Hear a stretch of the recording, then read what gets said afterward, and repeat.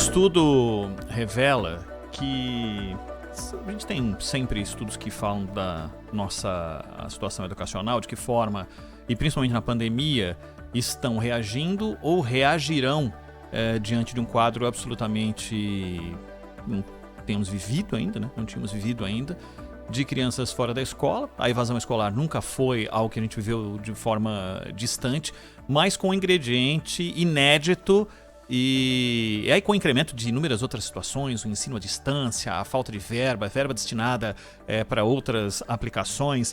E um estudo do Todos pela Educação mostrou algo alarmante, e é sobre isso que a gente vai conversar agora com o Gabriel Corrêa, que é gerente de políticas educacionais do Todos pela Educação. Gabriel, boa tarde para você, tudo bem? Boa tarde, Ronald. Boa tarde, Zaidan. Boa tarde a todos os ouvintes. Obrigado pelo convite de vocês para conversar aqui na Rádio Bandeirantes. Sobre esse estudo que mostrou que 1.000 municípios estão numa situação de regressão em números que já não eram bons. Quais processos especificamente para esses municípios? Quais processos falharam? Foi só a falta de verba ou envolveu uma série de coisas e não necessariamente a falta de verba foi definitiva? Ronald, esse estudo que a gente divulgou essa semana, ele busca apresentar alguns subsídios, algumas informações importantes para esse debate eleitoral e até mesmo orientações para as próximas gestões, né, dos próximos prefeitos e prefeitas eleitos. Num contexto que a gente sabe, como você bem introduziu, de desafios inéditos, desafios aprofundados na educação. E aí, olhando para trás, mesmo antes da pandemia, a gente tem esse dado alarmante que você chama atenção, que é se a gente pega o IDEB, que é o principal indicador de qualidade da educação básica, de 2015 a 2019, ou seja, no último intervalo de 4 anos que a gente tem dados disponíveis, a gente tem 1.000 municípios aproximadamente que regrediram ou não avançaram no indicador educacional. Então, isso só reforça que existe uma série de municípios que, mesmo antes da pandemia, já tinham problemas de estabelecer políticas públicas voltadas para a aprendizagem dos alunos, para a aprovação dos alunos, para manter os alunos na escola. Então, essas políticas visando qualidade com equidade. Isso até 2019. Agora, e aí a gente reforça também no relatório, como você chamou bem a atenção, que a gente tem um cenário inédito, super desafiador, com menos recursos, inclusive, para os próximos prefeitos e prefeitas eleitos. Então, o que a gente chama muita atenção precisamos discutir isso durante as campanhas, questionar os candidatos e as candidatas. Não tem espaço para promessas, para planos vazios na educação nesse momento, porque o cenário é muito difícil e a gente precisa de um comprometimento muito grande para essa retomada após o prolongado fechamento de escolas que o país precisou passar. Ô Gabriel, é errado dizer que é praticamente impossível que isso seja revertido para esses municípios especificamente, depois a gente abre um pouco mais isso, mas especificamente para esses municípios que até 2019 tiveram essa regressão, que 2020 para esses ou é um ano perdido ou um ano de ainda mais regressão, é isso? Olha, 2020 é um ano muito complicado para os municípios que já vinham mal na educação, né? É um ano complicado para todos os municípios, mas tem saída, né? Então, com bastante comprometimento político aí com a educação, acho que tem saída. A gente sabe que tem municípios já voltando às aulas presenciais, tem municípios que ainda não voltaram, mas estão planejando o retorno, e tem municípios, e aí é o pior dos cenários, que está adiando a discussão sobre retomada da educação. Eu acho que a gente sempre defende aqui no Todos pela Educação, né? A retomada, quando voltar às aulas presenciais, precisa ser uma decisão das autoridades de saúde, mas os municípios precisam planejar desde já. E aí, é claro, os municípios que já vinham num contexto pré-pandemia, com muita dificuldade, e com uma gestão pública que regrediu nos resultados educacionais, tem mais dificuldade ainda nesse momento. Então, o alerta que precisa ser dado para a gente debater educação num momento como esse, no momento eleitoral, porque o próprio adiamento das eleições trouxe um contexto que a transição de governo vai ser muito curta. Então, os candidatos já precisam estar pensando desde já em planos muito fortes, muito robustos, educacionais, escolhendo seu secretário e sua secretária de educação, porque não tem tempo para perder. Dia 1º de janeiro, assumiu os novos mandatos, é muito importante que a ação na Secretaria de Educação, que usualmente demora um pouco para aconteça desde o primeiro dia de gestão. Gabriel Corrêa, boa tarde. Em Minas Gerais, houve a decisão tomada hoje pelo Tribunal de Justiça do Estado, suspendendo a volta das aulas presenciais na rede pública. Decisão, na verdade, ela foi provocada ali pelo Sindicato dos Trabalhadores em Educação, né? Solicitaram um mandado de segurança. O governo aqui de Minas havia liberado as atividades na considerada área de menor risco de contágio. E agora mesmo em São Paulo, em Minas, em todo lugar, essa volta é para atividades extracurriculares, reforços, né, para determinadas matérias, para os alunos que mais precisam, etc. Então a expectativa é de que aula mesmo, para valer, com currículo normal, para todo mundo, de maneira uniforme, só no ano que vem. Mas parece haver dúvidas de que já no início de 2021 teremos primeiro uma situação uniforme, em que, por exemplo, só no estado de São Paulo, todos os municípios têm a situação parecida e, portanto, as mesmas medidas valham para todo mundo. E no caso da rede estadual, é complicado você iniciar as aulas normais, curriculares, em 50% dos municípios ou em 70% dos municípios e nos demais não. Só depois de um tempo, porque a situação ainda não será adequada para a volta presencial às aulas. 2021 será um prosseguimento das dificuldades que estamos vendo neste ano?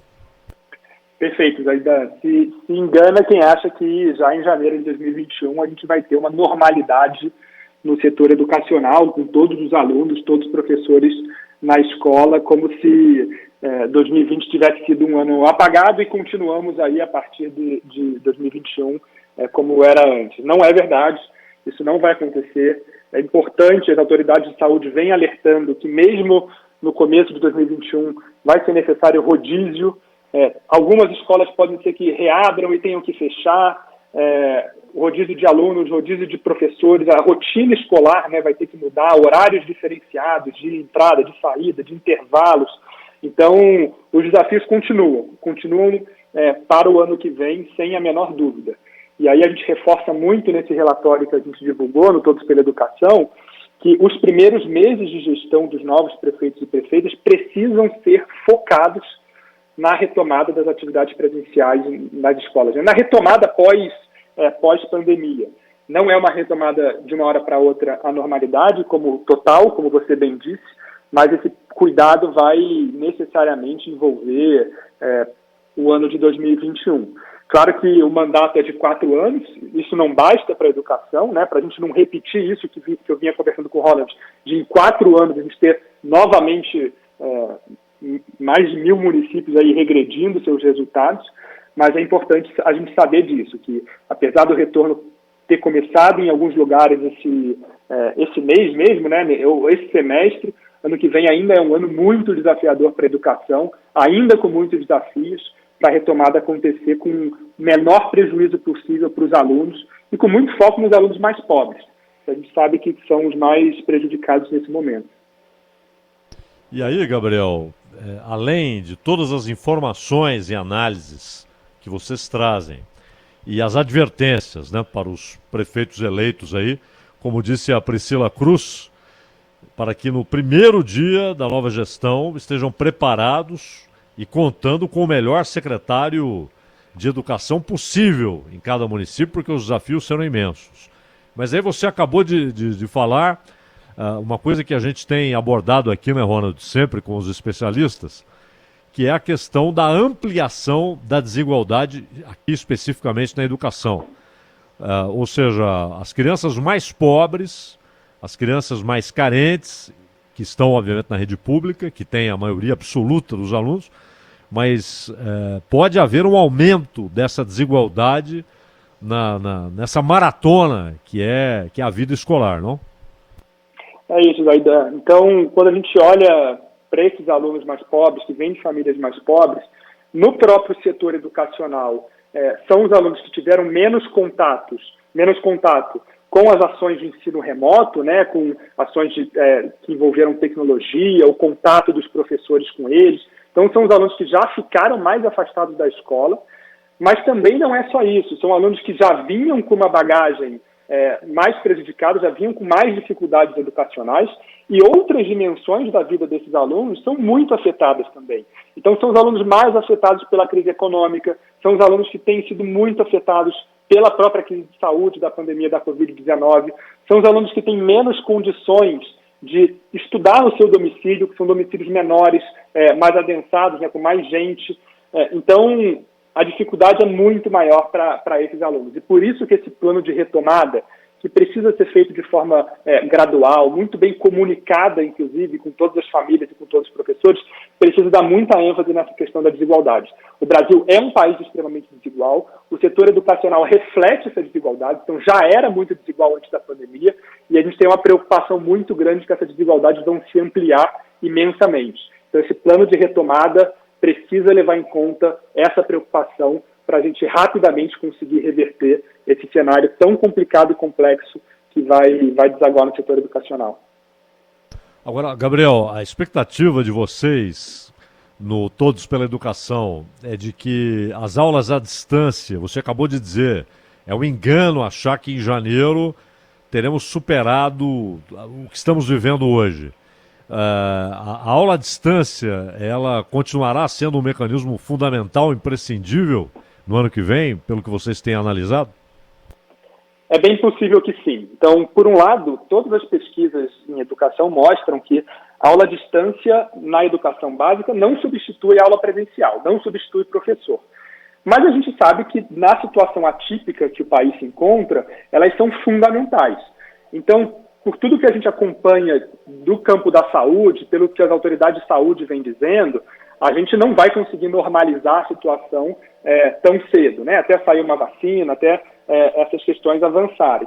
Então, no ano que vem, é muito provável, e mesmo com base em outros países, que outros países estão fazendo, que a gente vai ter uma mistura ainda. Alguns alunos estão voltando para a escola num dia, enquanto outros estão dando aula à distância, e a gente vai tendo esse revezamento. Então, sim, é bem possível, é até desejável que, num primeiro momento, as aulas à distância continuem, mesmo que mescladas com atividades presenciais nas escolas. Claro que o objetivo final, e todo mundo quer logo voltar todo mundo 100% presencial. Mas enquanto isso não funciona, pensar nessas estratégias de ensino remoto é muito importante, porque o aluno longe da escola e sem contato com as atividades de ensino, ele desengaja, a aprendizagem dele é muito prejudicada, e os alunos mais pobres tendem, inclusive, a evadir, a abandonar a escola, criando mais um problema na educação. Até porque, né, hoje deve sair uma decisão do Conselho Nacional de Educação, não que seja uma determinação, mas é uma abertura, né, uma possibilidade de que o ensino à distância possa prosseguir até o fim do ano que vem, né, até o fim de 2021, ao que pode ser decidido ainda hoje lá pelo Conselho Nacional de Educação. Mas a pergunta que eu queria fazer para você, que tem a ver com o ensino à distância, a última de minha parte, mas tem a ver com o perfil do aluno que retornará para a escola. Qual é, na análise de vocês, a mudança mais importante? Porque não serão as mesmas crianças. Elas terão vivido algo que nunca viveram, um afastamento tão grande, porque a aula à distância, todos nós sabemos que algumas se deram melhor, outras se deram pior, e outras sequer tiveram contato com o ensino à distância. Qual vai ser a mudança principal no perfil desses alunos? Só vai ser possível analisar na medida que os meses forem passando, em que a rotina for sendo tomada, ou essa geração, que agora está sendo afetada numa parte fundamental do aprendizado, retornar e aí sim puder ser analisada pelos professores e pelos psicólogos e por quem tiver um contato direto com essas crianças? É claro que os efeitos reais e concretos, eles vão começar a ser mapeados quando os alunos voltarem, né? Mas o que a gente já sabe desde já? Em primeiro lugar, existe sim um prejuízo grande no aprendizado. Então, isso precisa ser levado muito em conta pelas escolas, pelas redes de ensino. Não adianta a gente achar que as atividades de ensino remoto foram substitutas do que teria sido se fossem feitas de forma presencial. Então, identificar essas lacunas de aprendizagem, ter programas muito específicos de recuperação do que foi perdido é fundamental. Agora, tem um outro elemento que às vezes é pouco debatido, que é o impacto emocional. A saúde mental desses alunos está sendo muito prejudicada. de todas as classes sociais, mas, é claro, mais fortemente dos alunos que vivem em famílias de maior vulnerabilidade. O que eu estou falando com isso? Estou falando que o distanciamento social, o momento que o país vive, as notícias, tudo isso afeta a saúde emocional dos alunos. Então, estresse, ansiedade, angústia, são sentimentos que serão verificados em diversos alunos no retorno às aulas, e as escolas precisam estar muito bem preparadas para lidar com isso. Os professores também sentem esse impacto na saúde mental, então todo um trabalho psicológico de acolhimento dos alunos nesse retorno é fundamental. Não adianta acharmos que é só uma questão pedagógica. Chegar a fazer a avaliação inicial, começar um programa de reforço ou recuperação. Esse acolhimento emocional vai ser muito importante, porque é um período muito longo de fechamento de escolas. Então, a gente já está há mais de 6 meses com as escolas fechadas, tem município e estado que só vai voltar ano que vem. Então, é um período muito longo que afeta de forma muito intensa a saúde emocional dos alunos e dos professores. Perfeito. Gabriel Correia, gerente de políticas educacionais do Todos pela Educação. Gabriel, muito obrigado de verdade pela sua participação aqui. Vamos conversar em outras oportunidades, porque o tema ainda é palpitante e na medida em que todo o processo for retomado, a gente vai ter outros temas para serem debatidos aqui. Um grande abraço, até a próxima. Ronald Zaidan, muito obrigado pelo convite e um abraço a vocês. Nós que agradecemos.